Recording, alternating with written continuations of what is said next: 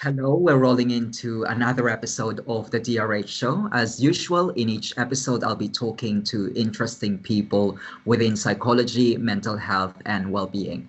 My brilliant guest for today is a sleep expert and the founder of the company called Nightire.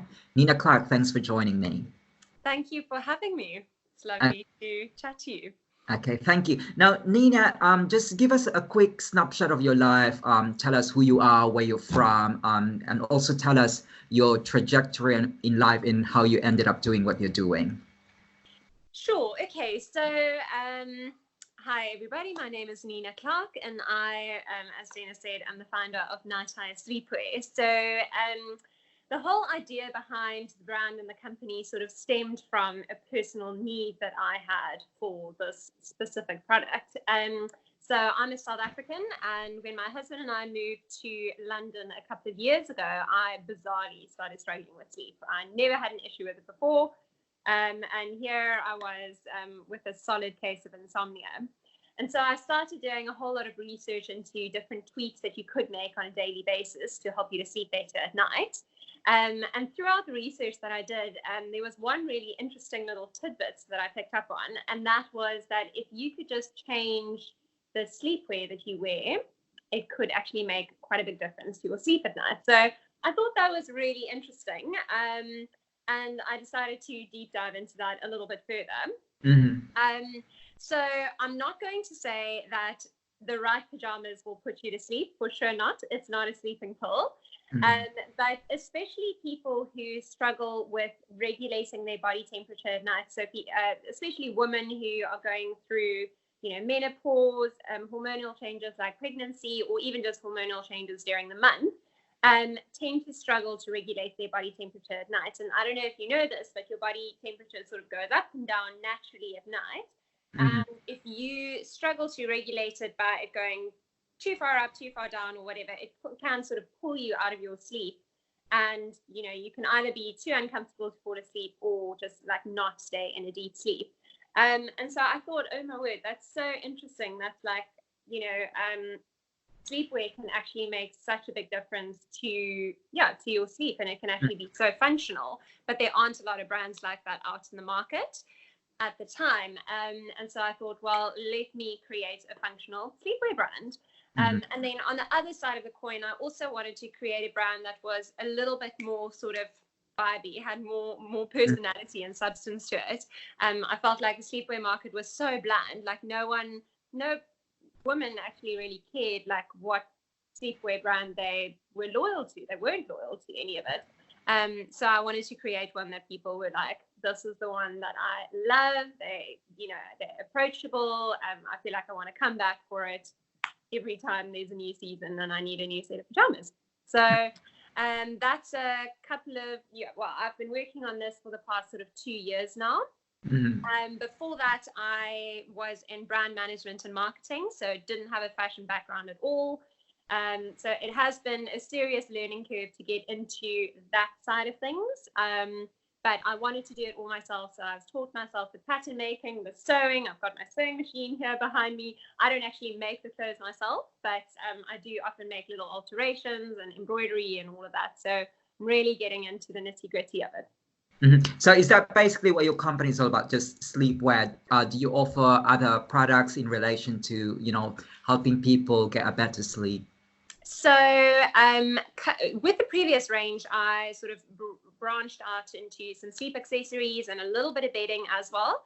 But now going forward, there are some really exciting category expansions in the works. So Nightire is going to move from a sleepwear brand into a sleep company, where I would like to expand into offering a whole lot of different products to help you to sleep better at night, from supplements through to candles, through to sleep sprays, the whole 9 yards. It's a really vast category, actually. So there's a lot of awesome products you can create to help people sleep better at night.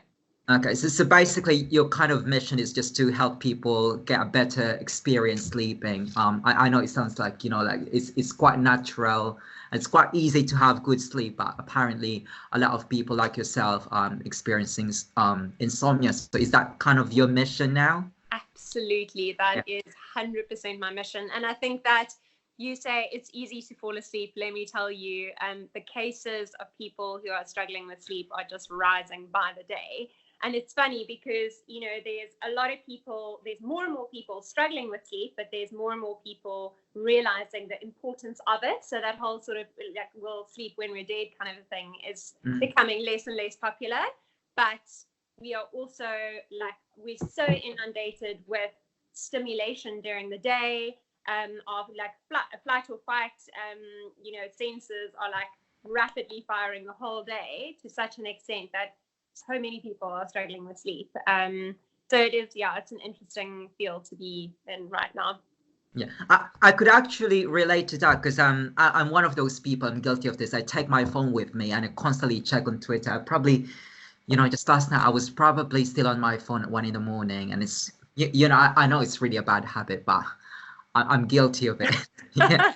So you mentioned earlier that you're trying to kind of expand your what you're offering with your company. So who do you actually aim to work with? Is it just for people struggling with sleep, or is it also for people who just want to be a bit more mindful and just want to, you know, decrease the stress level? Or is it just predominantly for people with insomnia and apnea? Yeah, no.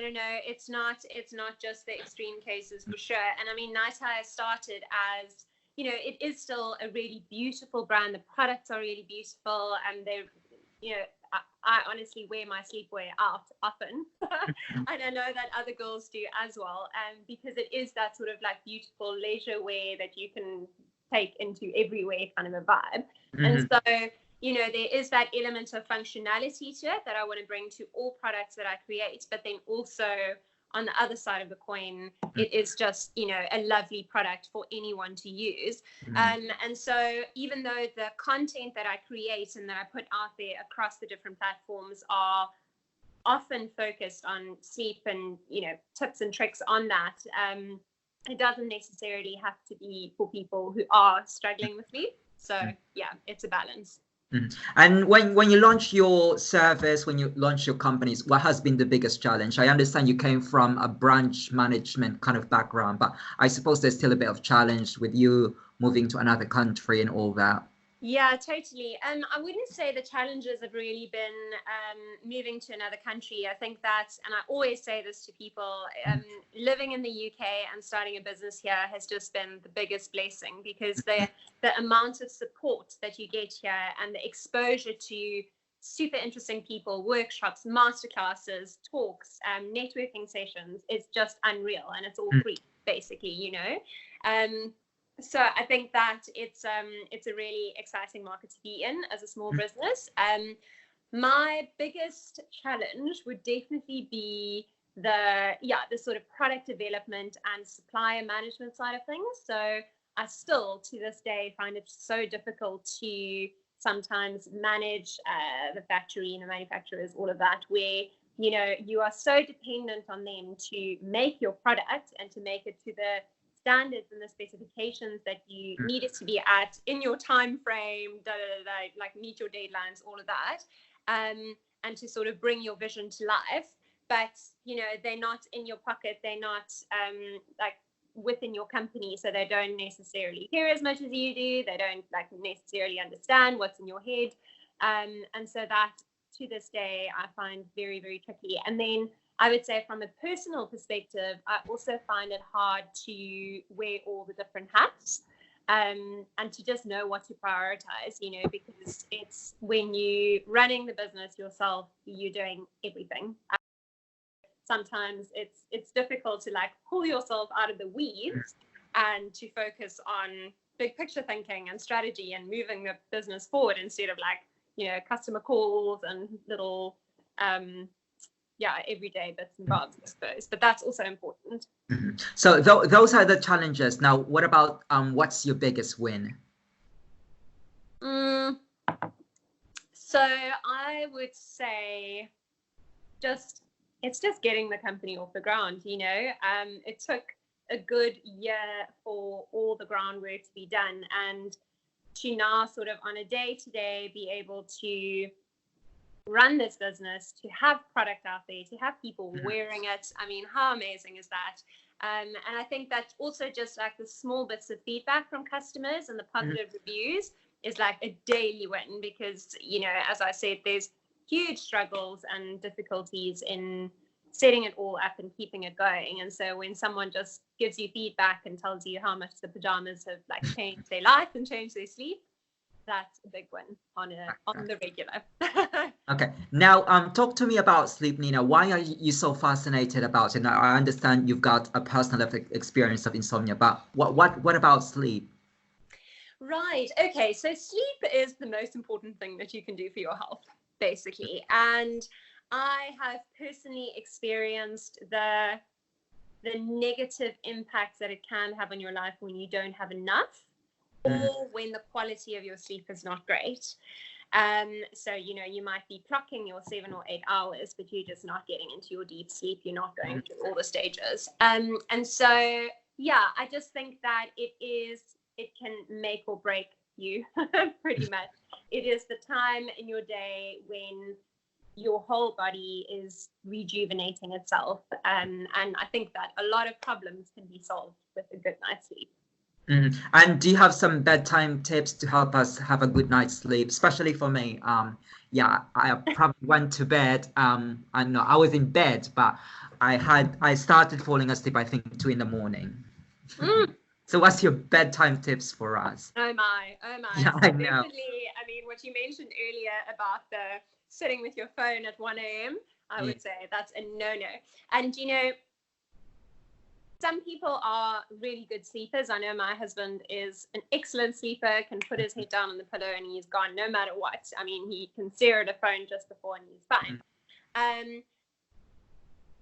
What I would say to that is, you know, you might think that you can fall asleep properly. And that's also if you are drinking before bed, if you have coffee like right before you go to bed, that kind of a thing, you might fall asleep, but it doesn't necessarily mean, again, that you are going through the proper sleep phases. So often when you're exposed to these sort of negative effects just before bed, it can often mean that you sort of like stay in a very light sleep and you don't necessarily get the rejuvenation that you need.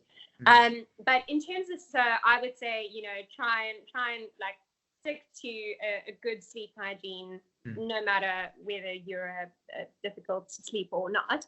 But I would say, just in terms of a few tips and tricks, I really do believe in a good bedtime routine, and to keep it as consistent as possible and to try and stick to the same times as much as possible. So in the evenings, try and get into bed at roughly the same time. In the mornings, try and wake up at roughly the same time, even over the weekends, because you're training your body to know, okay, this is the time for me to fall asleep, this is the time for me to wake up. So you know, it's all about your body loves a routine. And then just sort of starting to decrease the amount of stimulation that you get before bed. So lights, not great for someone who struggles with sleep, because lights, especially blue light, so from your phone, from the TV, your laptop, that is still helping your body to produce serotonin. So it depresses the melatonin production. So it's telling your body, stay awake, which, yeah, is not great. So I always light some candles, I turn down the lights, I make sure it is as dark as possible so that my body again can start producing melatonin and figuring out it's time for bed. Yeah, and then just, I would say, again, I suppose with the blue screens, just following on from that, to steer clear of phones and things that'll make your mind think a lot before bed. So what I try and do, because my issue is with sort of clearing my mind to be able to fall asleep, I have a pen and paper next to my bed, and I often just write stuff down, the to-dos for the next day, so that I can take it off my mind onto the page. And that really tends to help as well, to just calm you down a little bit. I like that tip, you know, like you've got a note next to you and you just write it down. So I think that's another, you know, reason not to bring your phone. I like that. Now as I was navigating your website, I saw that much of your sleepwear is bamboo based. So why is that? What effect does it have on your sleep? So bamboo is a really, really interesting fabric. First of all, it's got a whole lot of other properties that are not related to sleep at all, but I'm just going to punt it super quick. So it's a very eco-friendly fabric because the bamboo plant grows really fast. It grows without needing much water, and it doesn't actually sort of damage the soil that it's in. So it's a really easy and it's a really sustainable plant. But in terms of how the fibers are actually knitted together and the way that the fibers are made in the first place is that it tends to wick moisture away from your skin. So with a lot of other natural fabrics like organic cotton, for example, it's sort of, it traps the moisture, but then it doesn't actually wick it away. It doesn't actually let it evaporate. So often you will find that when you wear a fabric that sort of traps the sweat in it, it'll still, you've got like a wet fabric next to your skin, which is A, uncomfortable, B, can keep you awake and all of that. Whereas bamboo fabric actually has these pockets of air that lets it wick the sweat away. And so it like helps your body temperature to stay even at night or during the day, whenever you want to wear it really. So that's sort of one of the biggest positive properties of bamboo, but then it's antibacterial, antimicrobial. So I've got a lot of customers who struggle with sensitive skin, for example, and that's great for it because it's not going to upset the skin. So yeah, I would say those are sort of the really big selling points. It's also super soft and it's very easy to clean. So it's a softer silk, but you can actually now washing machine. And Nina, you clearly thought about your brand and how to market it, especially picking bamboo as a selling point. But what would you say to someone who wants to start a business in the well-being industry? Well, it doesn't have to be about sleeping, but just give us a few tips. Well, I would say, definitely if you are passionate about the specific well-being topic that your product or your service is going to focus on, that is the most important thing, because that's what's going to keep you going even when the sales are slow. You're not getting a response from a journalist that you've reached out to, whatever the case may be. So I think the passion for that specific problem that you want to solve needs to be there. But that's regardless of which industry this is in, I would say just start. If this is something that you want to do, just get going, because you never know if it is going to be a valuable business idea if you don't do a lot of groundwork, and don't think it's going to be easy, because it's not going to be easy. Otherwise everybody would have done it. But yeah, if you've got that passion, as I said previously, it's for sure it's going to keep you going and you'll make it a success. And I think the important thing is also to try to find a gap in the market and also really establish a selling point. Because I'm also in the well-being industry, so I just want to share, because before I started, working full-time as a blogger and as a YouTuber, I was working for a PR agency, and my blog and my YouTuber already surpassed what I was earning for a PR agency. So that became, that was my reason for being a full-time blogger. And yeah, I agree with you. If it's, you just have to find your passion and you have to be persistent about what you're doing. Totally. Now, going back to your tips, you mentioned earlier some of them, I suppose, activities that we could do, some practices that we could do, but are there any other products that you would recommend that would work for you when it comes to a good night's sleep, perhaps an app? Yeah, so I have been trying the Calm app lately, which I love. I know millions of people are also great followers of the Calm app. I specifically love the story that Matthew McConaughey does. He's just the most amazing, most soothing voice in the world. So that's not a bad thing to go to sleep to. I also am a big believer in a pillow spray. So I love the Rain Pillow Mist. I think that, that sense of calm and comfort that you get from getting into a fresh, clean bed is the most wonderful thing in the world. And, you know, obviously you can't be washing your linen every day. So just to pump a little bit of fresh pillow mist, and often it is obviously a very calming scent, is wonderful. And then for sure a good candle that just gets you feeling nice and relaxed is the best thing in the world. Brilliant. Now, Nina, what other interests do you have other than sleep and running your business? So I am also, rather strangely, because it's totally unrelated, but it's an equal passion of mine. I'm big into food, so I'm quite a foodie. I love exploring. I mean, who isn't, right? But I am very lucky enough to get paid basically to write food reviews. So I write for a couple of different platforms, but my biggest one is Time Out London. And I tend to go to a whole lot of cool, beautiful, amazingly delicious restaurants in London and then get to write about it. So yeah. You got paid to eat. Exactly. I mean, living the dream, basically. Yeah. No. So, Nina, who or what inspires you? I would say all the customers and the women that I get into contact with on a daily basis through the business. And it's women that might be businesswomen in their own right. It might be customers who have just got incredible stories, whether it's sleep related or not. I just think people in general. So I don't have like one icon who I think just like drives my passion and inspires me the most.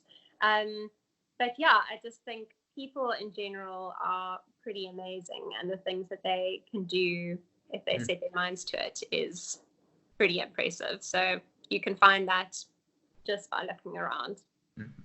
Good message. Now, what's in the pipeline for your brand, and where can we find you?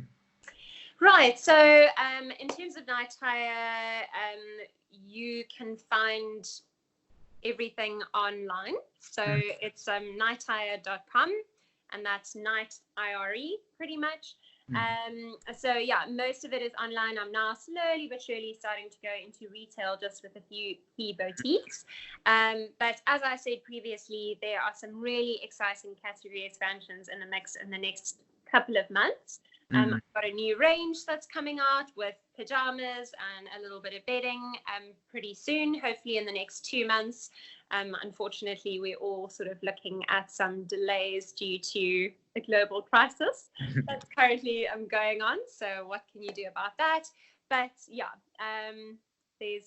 stay tuned, because it's hopefully going to take over the sleep world.